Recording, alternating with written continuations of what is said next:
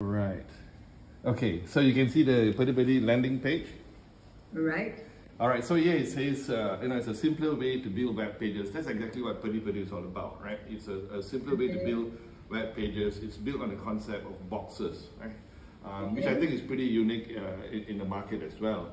And to give you a flavor of what boxes mean, when you see a box, and each of these are actually boxes, when you see a little triangle at the end with a pointing downwards, when you click on it, it actually opens up more boxes, right? And then when you click on it, where you see a triangle, it opens up more boxes, right? So it hides information in layers, right? And the process to build a Putty web page is quite simple. You put into boxes, you style it, and then you share it, right? So in the box it phase, basically, you put your ideas into separate boxes, just like brainstorming, but instead of writing in a list, you put it into boxes, right? And then you move the boxes with similar ideas into bigger boxes. So those are the same topic, you group your ideas, and then you lay out your boxes in some attractive way, right? So there are many different layouts that are provided in Putty, so you can choose whatever that suits your purpose, right?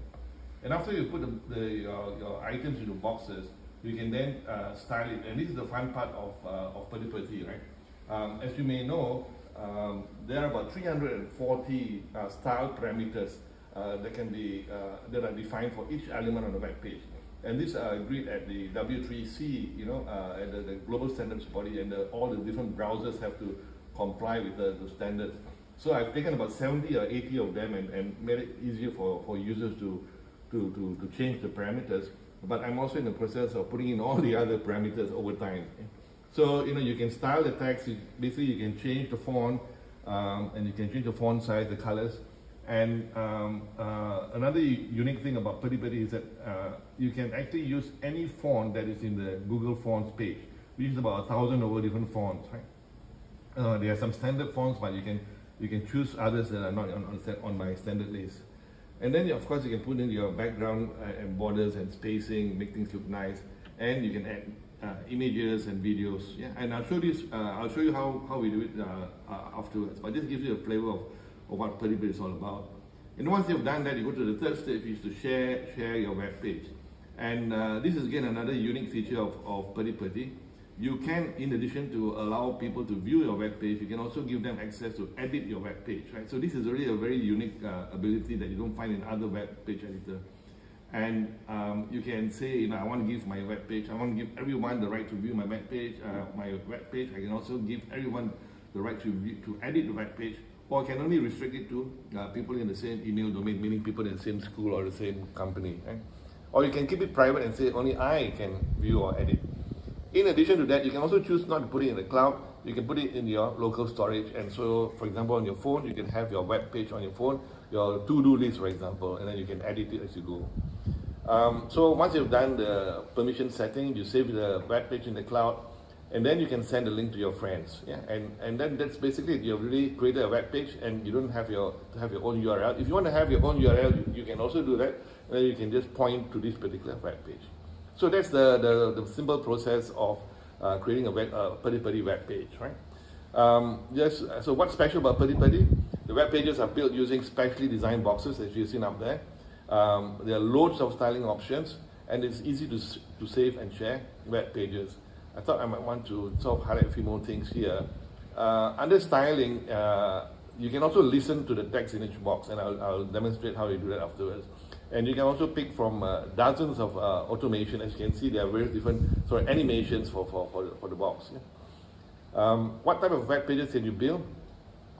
Most web editors would say, okay, their focus is very much on websites, right, and e-commerce websites and so on. Whereas in the case of Putty, I've designed it in such a way that you can use it to webify, to almost any document that you have, you can recreate that as a web page. And I think that will give people the chance to practice building web pages, and then they can also benefit from the 340 styling parameters that I think many people are not aware. Yeah, and then who can benefit from Putty? Our focus here is on anyone who wants to learn how to build web pages, right? And we feel very strongly that the web is a very critical component of any digital solution. And students need to understand what the web is, right? If they want to be successful in a future career, which is always going to be touching digital in some form or another. So one good way to sort of acquire the knowledge of the web is actually to start building web pages as early, as young as you can, right? So our vision statement is really, every Malaysian a web page creator by 15. Yeah? I think that will sort of set a target to say, if everyone leaves school with the ability to build web pages, I think the country will just lift up its ability to be successful in the digital world. Okay, let me just now get into the actual application itself. Right? So when you click on Get Started, you get into this gallery, right? And there are basic web pages and advanced web pages. So here, by the way, all this that I'm showing you are actually pretty web pages, right? There's not specially created pages. So you can actually create such a web page in pretty itself. So here are some simple basic web pages. You have a to-do list, you have a Kanban board, and then you have some flashcards, weekly planning sheets, timetable, photo album, and portfolio. I will go through one or two in more detail afterwards. And then you also have more advanced web pages. Yeah? Let me give you an example. This is a famous mobile phone company. Yeah, this is a website that we have recreated in Pedi. It shows you, what you can actually do in Pedi, not just simple stuff, but quite complex one as well, right? And another example is this website, which is an award-winning news website, right? And I'm sure some of you may read this on a daily basis, but it's got quite a complex layout as well, and you can actually build that in Pedi, right? Okay, right. So, and one of the two girls who are working with me on this, they've also created some videos, right? So you can actually view a video to see how to use a template, and then if you're interested to know how the template was built, there's also a video, right? So we are trying to populate this with as much information as possible. So I'm now going to show you how we actually create a web page from scratch, right? And we start with a blank web page, right? And this is how it looks like. I try to keep it as uncluttered as possible, right? And what you want to do is to say, okay, you start with a big box. Remember everything in Pedi is done in boxes, right? So you have the icon here where you use it to toggle between view and edit mode. So if you're going to create a web page, you have to go into edit mode. And then when you click the page, there's a menu items will appear. So S stands for styling, T for text, and B for boxes, right? So I want to create, say, a box. So I add a new box inside the selected box and click on that. It gives me this, and then I say, okay, let's call this my to-do list. Yeah? So that's your very first box that you've built. And then you say, okay, I want to create items within it. You can, one way of doing it is say, okay, I put item 1, and then I can say, okay, I want to have another item 2. So that's one way of creating boxes inside the box. Or there's a shortcut. I can say, okay, I want to put a few more. Item 3, item 4, item 5, item 6. I say break this into boxes, right? So you put all into a row of boxes. I say, my to-do list, I want to see it as a vertical thing, so you can change that. Now that's a very typical to-do list, right?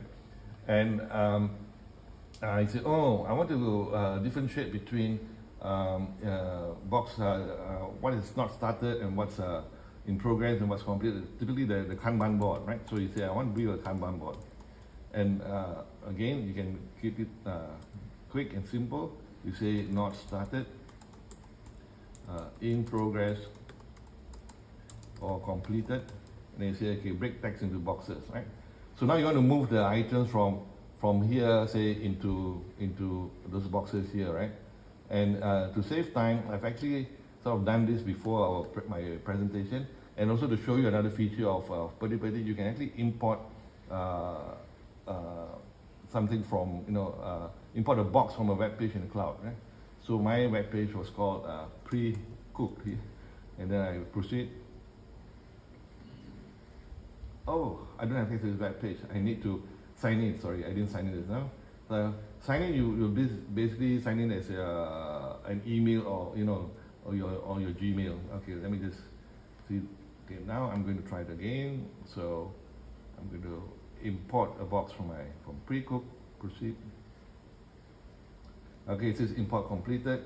So that was a pretty quick one where all the items in the to-do list have been moved into the Kanban board, right? And I can say, okay, let me show you a few things. I'm going to make a copy of this, and I'm going to sort of paste it below it so that we can try a few things, right? So this is like, you know, your the end of the box sheet phase, you could say. And then now you want to try to do some styling, right? So under styling, you can change the background color, right? Just by drop down, you can change the background color. And as you can see, when it comes to color, I've got a predefined palette of 5 colors. If you don't like that predefined palette, you can also choose from you know, any of the palettes here. But it comes together as 5, right? As a combination. Yeah. So you can choose any one that you like. Yeah. And then you can add your colors. Font. You know, you can change whatever to whatever font that you like. I've got some standard ones here, but you can also load new fonts from Google Fonts, and straight away it will be available to you, and you can change the font size and so on, right? So, but I'll leave it at this for the moment.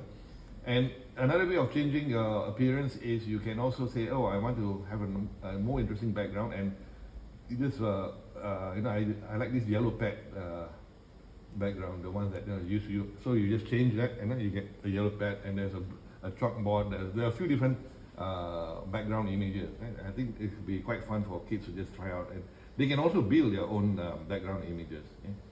Okay, so I want to show you one thing, which is, you know, how do you actually add an image, right? So I've got this tab here, which is Deepavali.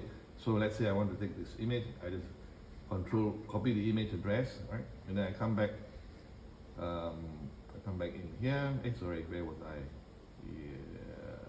Here, and then I can just press this, right? And then the image with that, and then straight away you get it back. Okay, so I'm going to change the layout to make it more interesting. I'm going to have it like that, right?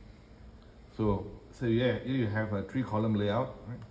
And I can even make it look a bit nicer. I can change the padding, change the side spacing, and it looks neater now, right? So you can continue doing this, and eventually you can get into a new space, right? And the final thing I think I want to just say is that you can save your either, you know, you can save in the browser storage, or you can save it in the cloud. So when you save in the cloud, you can say, you know, let's call this APICTA 1810. Press enter. Then this way you specify who can view the web page. You can say all, or those in the same email domain, or none, right? So let's say all. And then who can edit the web page? You can also say all, right? And then you just save it in the cloud. And what if you want to look at it on your mobile or not, you can. This is the URL, right? pertipeti.com /APICTA 1810, and it will appear on your browser, on your mobile. One note here is that, you know, when you look in your browser, on your mobile, it's the Pertipeti web pages are web responsive, so it knows that the width is less, right? So it will adjust automatically, right? And this is another very powerful feature of Pertipeti. So I think I've reached my 10 minutes, and I'll stop here, right? And